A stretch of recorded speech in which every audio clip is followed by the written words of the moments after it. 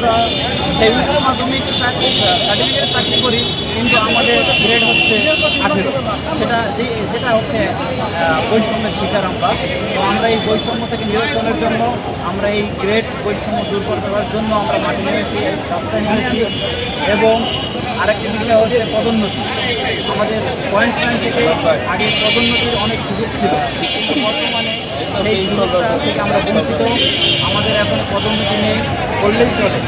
তাই আমরা চাই যে পয়েন্টসম্যানের পক্ষ থেকে, পয়েন্টসম্যান থেকে আমরা যাতে সহকারী স্টেশন মাস্টার, গ্রেড 2, গ্রেড 2 এবং পিসি এই পদগুলোতে আমরা সহজেই যাতে পদোন্নতি পেতে পারি, সেই জন্য আমরা রাস্তায় নেমেছি।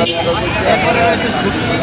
আমাদের শ্রম আইন অনুযায়ী আমরা বাংলাদেশে 365 দিন পয়েন্টসম্যানের চাকরি করতে হয়। 365 দিনের মধ্যে আমরা কোনো ছুটি পাই না, নাই কোনো সিএল, নাই কোনো জাতীয় দিবসের ছুটি, ঈদ, পূজা, কোনো ধরনের ছুটি আমরা কাটাতে পারি না।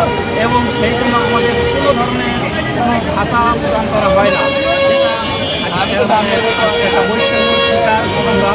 তাই আমরা চাই যে এই সমস্ত প্রকার বৈষম্য থেকে আমাদেরকে মুক্তি দেওয়া হোক। এবং আপনারা যারা সাংবাদিক ভাই যারা আছেন, আপনাদের মাধ্যমে আমরা রেলপথ মন্ত্রণালয়ের উপদেষ্টা মহোদয় এবং ডিজি মহোদয় সহ অন্যান্য রয়েছেন, সকলের দৃষ্টি আকর্ষণ করছি যে আমাদের এই সার্বিক বৈষম্য দূর করে আমরা যাতে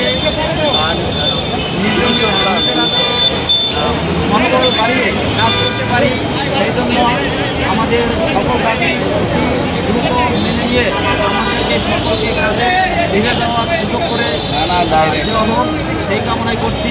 ধন্যবাদ।